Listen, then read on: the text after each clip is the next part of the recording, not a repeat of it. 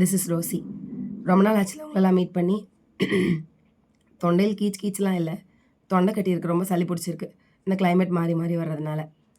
ஆக்சுவலாக நான் கொஞ்சம் பேக்கிங்கில் பிஸியாக இருந்ததுனால இந்த யூடியூப் வீடியோஸ் எல்லாம் கொஞ்சம் கான்சன்ட்ரேட் பண்ணாமல் விட்டுட்டேன்.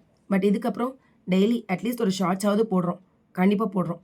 ஸோ இன்றைக்கி நம்ம இந்த வீடியோவில் என்ன பார்க்க போகிறோம்னா, ஒரு முக்கியமான வேர்டை பற்றி பார்க்க போகிறோம். That's nothing but procrastination. அது என்ன ப்ரொக்ராஸ்டினேஷன்? புதுசாக இருக்கா, ரொம்ப பெருசாக இருக்கா? ப்ரொக்ராஸ்டினேஷனாக ஒன்றும் இல்லை, நமக்கு ஒரு ரொம்ப முக்கியமான வேலை இருக்கும், அந்த வேலையை பண்ணாமல் அது அப்புறம் பார்த்துக்கலாம், நாளைக்கு பண்ணிக்கலாம், டிலே பண்ணுறதுக்கு பேர் தான் ப்ரொக்ராஸ்டினேஷன். அதாவது ஃபார் எக்ஸாம்பிள், அதை பண்ணாமல் ஃபோன் பார்ப்போம், சும்மா ஹேங் அவுட் பண்ணுவோம், வெளியில் சுற்றுவோம், அந்த முக்கியமான வேலையை மறந்துடுவோம், அப்புறம் பண்ணிக்கலான்னு தள்ளி போடுறதுக்கு பேர் தான் ப்ரொக்ராஸ்டினேஷன். நீங்கள் ஒரு ஸ்டூடெண்ட்டாவோ இல்லை ஆஃபீஸ் போகிறவங்களாவோ யாராக வேணா இருக்கலாம், பட் ப்ரொக்ராஸ்டினேஷன் இருந்துச்சு கண்டிப்பாக திட்டு வாங்கிட்டே தான் இருப்போம்.